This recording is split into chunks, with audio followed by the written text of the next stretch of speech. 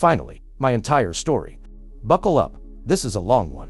I've been reading and commenting, and talking with some of you over the last several months. I've never posted my whole story. I finally am. I don't think I'm looking for any advice, but I guess this is more to share that we're not alone in this. It's a long one. We started dating in the beginning of 1997. Later that year, she went to visit her grandmother out of state, where there was a thing happening that involved a team of people. After her trip, she talked about her time there, but there was one man she mentioned more than most. Then she asked me to mail a letter for her addressed to him. I steamed the letter open. There was nothing specific, but it did mention that she wanted to stay in touch, possibly visit where he was from, and that wonderful time they had. I knew she had cheated on me. I mailed the letter. When confronted, she seemed to show some remorse, and said that they were partying at a bar and had made out. The reason given was that she had abuse in her childhood, and that she couldn't believe that our relationship was real. I made the choice to believe her. I told her that I was serious about us, but that experience was always at the back of my head. Our relationship went on until I proposed on New Year's of 2000. We were married later that year. Between 2005 and 2007, there were a lot of changes. We bought a house, I changed my career, she got laid off, she went back to college, she got pregnant, and she had to quit college because of her pregnancy. Then she went back to her old job that she hated, and she was working the overnight shift. During this time of big change, we drifted apart as a couple. With the stress, I withdrew. I didn't withdraw from everything, just our marriage so I could focus on the kids and my new profession. And I'm sure she felt bad about herself, because she had to quit college, and I wasn't connecting with her, emotionally or physically, as stated before. She also has childhood trauma, but also depression, and sad in late 2010, I borrowed her phone, as mine was dead. I stumbled across a text message from a man she worked with. It was describing their plan to get a hotel room so they could have sex. I died inside. I had nitrogen monoxide idea that this was happening, could happen, or that she could do something like that to us. Then I remembered the guy out of state. So it was possible. It was happening. I immediately confronted her. I don't remember her reaction. I remember yelling, me and her. I remember getting cigarettes and chain smoking. I remember walking up my street. I remember her telling me it was because I wasn't giving her what she needed. We weren't having sex. We weren't going out. There was a lot of truth there. But I didn't betray her like that. I was cold, stressed. We were having money problems and stress from all directions. I did attempt to contact that guy's wife. She basically told me to mind my own business and to fuck off. A few weeks later, I purposefully snooped on her phone because I still didn't trust her. I found out she was sexting and sending nudes to a man in a club she was in, as she had gone back to college again. That was DD-2. I also remember another guy that she was talking to, but I didn't see anything specific. What I do know is that, during this time, she had asked me to go with her to an event out of our town. I didn't want to. She was bent out of shape about me not being any fun. This other guy was at this event. She didn't come home that night. She claimed that it was because she drank too much and pulled off to the side of the road to sleep it off. I completely believed that she spent the night with him. I was spiraling into complete mistrust. Early 2011, I found a way to put an app on her phone that forwarded all of her chats, messages, and emails to my phone. She was telling me that she had broken it off with that guy from work and that he was leaving that job for somewhere else. She told me that she will stop participating in the club. And after she finished the classes she was in, she didn't root for the next ones. I believe she felt some resentment for ruining her life, because she had to stop all the things that gave her satisfaction. What I could see on the spy app verified all this. She was sleeping in our boys' room. Neither of us were handling the situation well. It really is kind of a blur. I soon found out she was at it again. This leads up to D-Day number 3. I believe it was right after I installed the spy app that I started seeing messages between her and yet another guy. They were talking about how much fun they had, and looking forward to it again. I didn't get the messages that started it all. I think she was talking to him on FB, and my app didn't catch that. After I did some snooping, I found out that he was an older, married guy. I confronted her yet again, this time telling her about what I had done with the app. I actually saw messages between them after this where she said she hated me, and he said, how unethical of me, and that I must have some serious trust issues to have done something like that.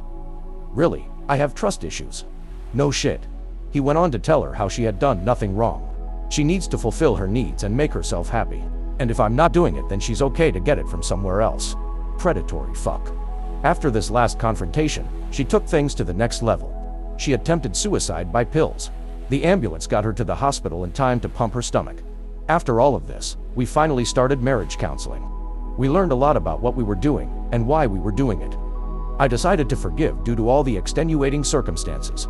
Me being a shitty husband, her having sad and working nights, and her depression, we moved forward with reconciliation. Her job moved her to the day shift. This was around July of 2011. By mid-2012, we had a new baby.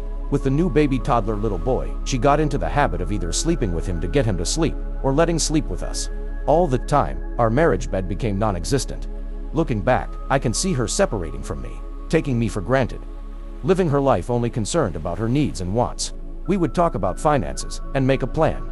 Then she would spend hundreds of dollars on clothes, cosmetic changes, and Amazon purchases, etc. We now have 2 dogs that the family basically had no say in. When we would go to an event somewhere, she would get out of the car and start walking away, not waiting for me. At events, she would spend most of the time talking to everyone else, even perfect strangers. And I would end up just being the background player.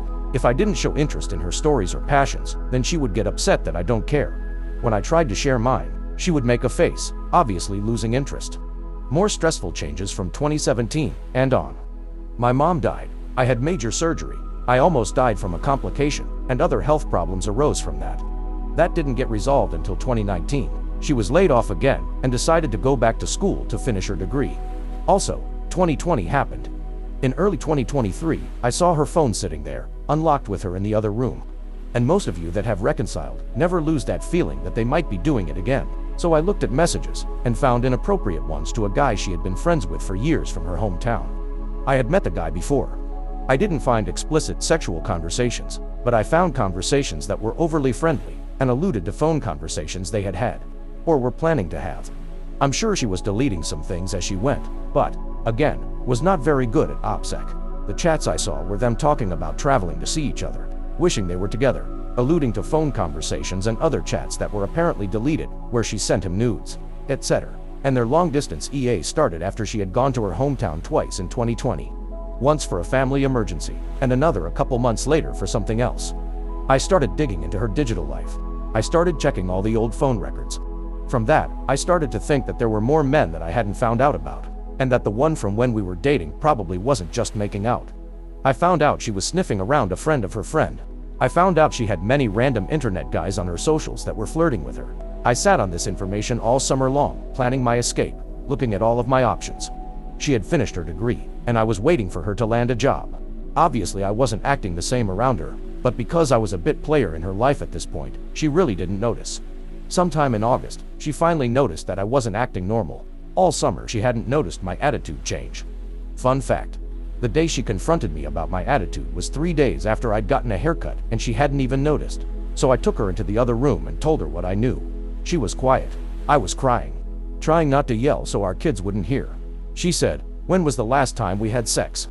When was the last time we went out?" The blame was all on me again. I responded something to the effect of, "I'm just a bit player in your life. When we go somewhere, you're always looking for someone else to talk to connect with. When we make a decision as a couple that you don't like, you end up doing what you want anyway.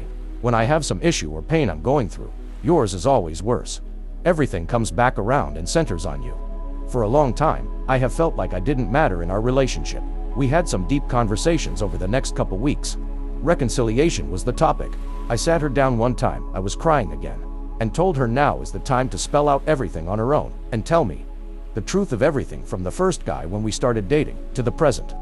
I told her that everything she has told me so far was a result of me finding something and asking her questions. She had never voluntarily confessed anything. During this conversation, she still claimed that nothing happened with the first guy but kissing. But she offered up more information about the time. Between 2010-2011, it turns out hotel room guy was not just a plan to meet in a hotel room. They fucked in her work dressing room. She claims once, but she lied about this during MC, and the predatory fuck in 2011. She went looking on Craigslist for a random hookup. She went to his house out in the middle of nowhere and fucked him. I still ended up asking leading questions during this particular conversation to get more information. I don't really count this as a confession. I had to ask too many questions. Of course, in a different conversation I asked the typical question about how she would feel if she found out I was sexting with someone else and treating them like a significant other. How about a threesome? Was her answer. While talking about why she did what she did, she alluded to the lack of sex and said, "I like sex. This is important later on." So we started what I thought of as reconciliation.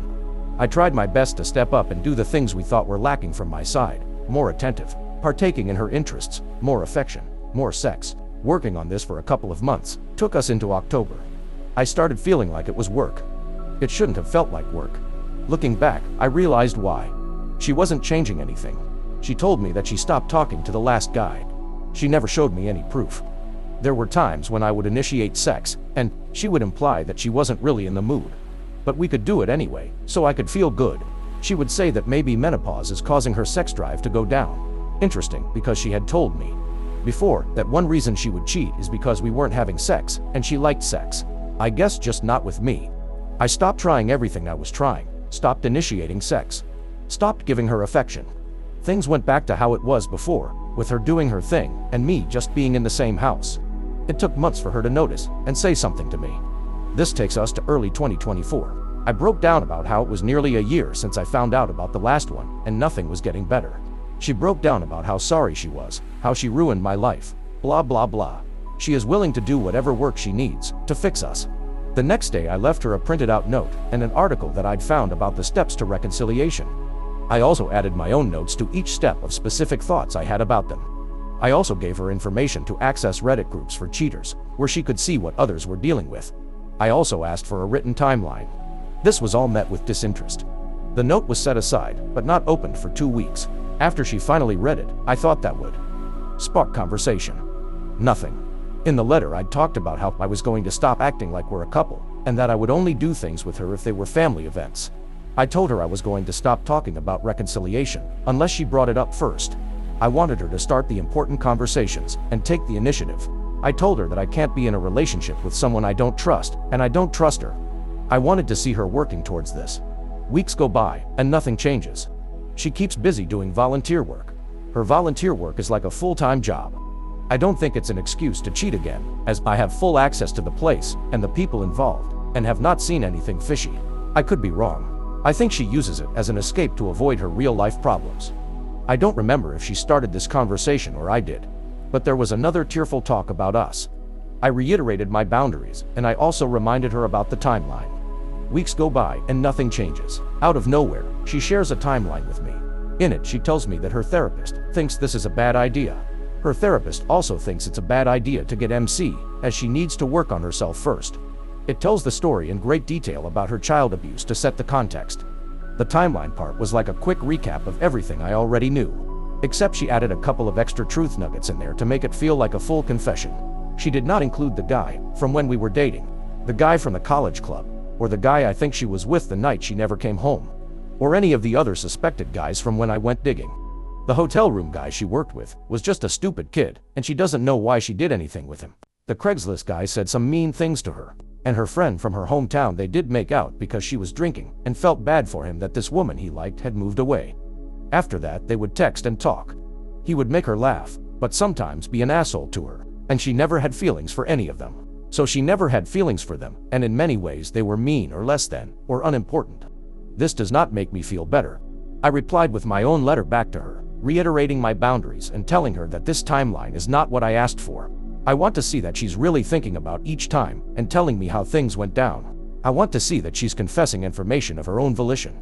I also added in that letter some of the random thoughts I have every day. I wrote in great detail what I'm feeling and going through, and that's where things stand today. I don't think she even read that letter. She never brought it up. That was 2 months ago. I'm at the point now where I think R is not going to happen. I think that if she turned it around and did everything I asked for, it would be too late. I've been focusing on changing my thinking to being about me, not us. I've been mentally and emotionally disconnecting myself from her. That's it. Now I'm just waiting for her to land a full-time job. So divorce won't be as devastating as it would be otherwise. She's the type of person that can't not work. So I don't think she'll pass up an opportunity otherwise. If I divorce her now, she would be left with no solid income, no insurance, and no place to live. That would mean that I would end up paying a lot more for support, and that would financially ruin all of us. I've been toying with the idea of a legal separation, but living in the same house, I think she can keep my insurance with that.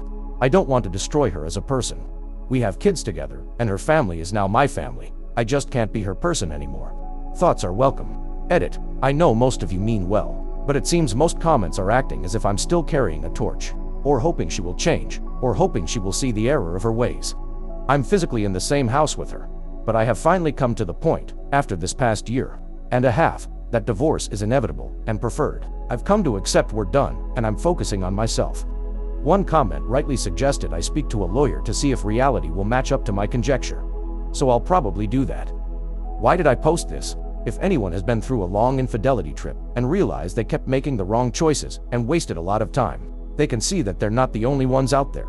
To the ones that are younger, in shorter relationships, that maybe are dealing with their first, and hopefully last, infidelity, they can see what not to do. Get out now. I would say to them. I am not seeking comfort or pity, or anything like that. I know the choices I made and what I did to myself. EDIT number 2. Several have asked why I stayed so long. First time while dating, we had been dating for a few months. I was naive and believed her. It's never just a kiss, is it? Then it was some good years dating, then marriage, in 2000. Shit didn't hit the fan from my perspective until 2010. That time, and those infidelities took place over the course of 6 months. Then the MC therapist convinced me that the cause was a mental breakdown due to childhood trauma. Depression, all triggered by sad and her almost never seeing daylight. So I thought it was situational. I didn't understand cheating as much as I do now. By the end of 2011, I had apparently rug swept, without knowing what that was. Then it was pretty good from 2012 to 2023. This past year and a half was me fundamentally accepting and changing who I am in relation to our marriage. Accepting that it's over. That takes time when you've been together half your life and you have kids and everything. I'm doing better now, and yes, I need to see a lawyer.